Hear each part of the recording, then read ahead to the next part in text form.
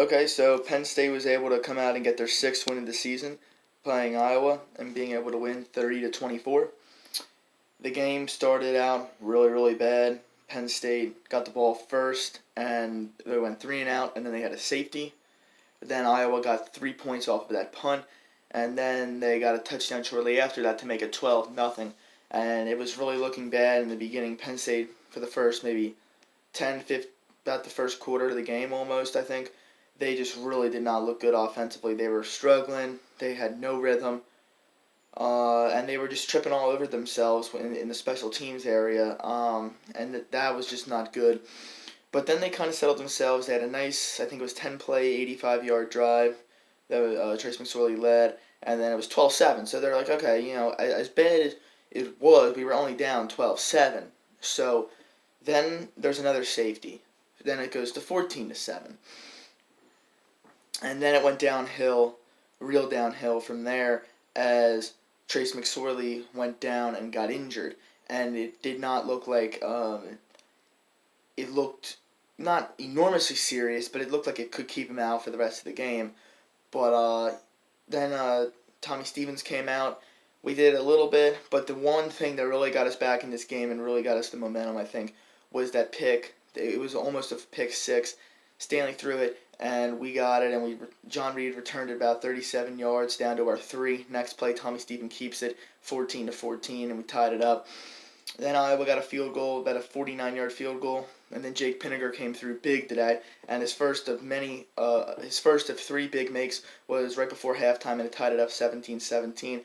I think Penn State kind of felt, well, Iowa, we were tripping all over ourselves, but we didn't do that bad. I mean, honestly, we're tied, and I think the pick six was a big thing, was a big part. But I think Penn State kind of felt like, we allowed 17 points, but it doesn't really feel like that, mainly just because, we allowed 2 safeties, and they were getting good field position off of those punts off of those safeties, which gave them 3 points, and 3 points on both of them, just because they were getting so great field position. They were getting it out to like the 40 or 45-yard line. They didn't have to go real far to get in field goal range. And then they get the ball to start the second half, and then they get a first down, then and they're 3 and out after that. And then we get the ball. Trace McSorley has a 50-yard touchdown run. That was big. And then it kind of looked like Penn State was starting to kind of get it. They were kind of on their way, it looked like. They got a field goal to make it 27-17. And it kind of looked like they were ready to put the nail in the coffin on this next drive. And they were at the 10-yard line. It kind of looked like, okay, Penn State, they're probably going to score here. They'll be up 34-17. Iowa, they're not going to have much left. Maybe they can get a touchdown or something. But, it looked like Penn State was in good control. And then they fumbled it. And you're like, oh. But then Iowa, they got a couple first downs. But then Penn State got it back. And with about 8 minutes left, I think, they were still up 10. They were up 27-17. So you're like, okay, not a lot of time left. And McSorley throws a pick six. Now, that was bad. Kind of like the one that happened earlier on in the game. But that made it a 3-point game. And you're like, we got to do something here. And Hamler had a big kick return. I think we got a few yards, and then we kicked the field goal to make it 30-24. And then they come down, and they get a good drive. And we're just self-destructing, it looked like. Every third down, they were getting a big play, and we came up with a big interception from Nick Scott, and that kind of sealed the win pretty much. The one thing that I did realize was on that 3rd and 3, with about a minute and a half left, Franklin kind of went with another conservative call. I was kind of surprised because you think he would learn. Him and Ronnie have been hearing about all this crappy play calling for the past couple weeks now, and how they can't finish games. I had to hear about it last year. And they run the ball to McSorley, a direct run. What is that? Why don't you try to pass there, and if it's not working, then just fall down? If you're so worried about running the clock, then just do that, okay? Try to get the first down at least. Like, come on, guys. Like, try to get the first down. If you get the first down, the game's over. But then Penn State punted away. Iowa, they had a couple first downs, but they never really got anything really dangerous. I think they got down to like the 45 of Penn State's, and then they had to just kind of throw a desperation ball that didn't really go anywhere. And Penn State was able to win. I thought the game was weird because I think but besides the safeties, it kind of was like what goes around comes around kind of feel. Penn State had that red zone turnover in the fourth quarter, and then Iowa had it just later. Just like how Penn State had received the virtual pick six, and then they were on the wrong side of it later. So both teams kind of were on those ends. Iowa kind of gave Penn State 7 points. Penn State gave Iowa 7, and then Penn State probably deserves 7, and Iowa probably deserves 7. So it kind of uses that kind of symbolism there, I feel.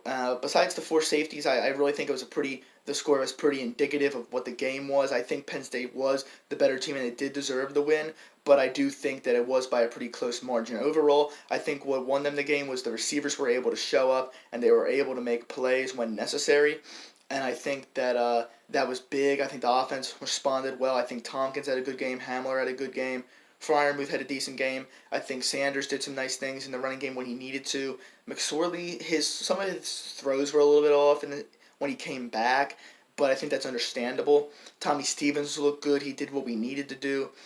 And I think the defense stepped up when they needed to at the end. It wasn't pretty. They were starting to fall apart, but they stepped up and they made a play.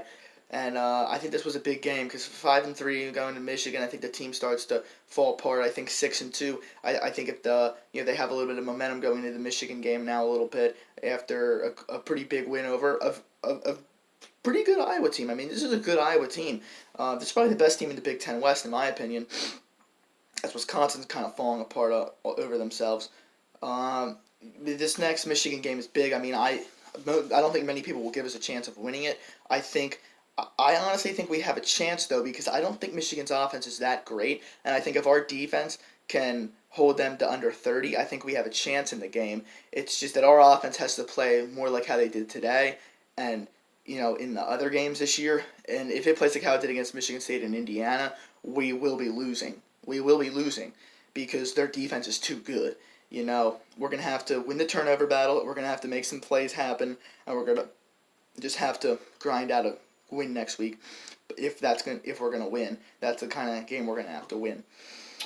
But overall, it was a good game, and I think Penn State played a good fundamental game.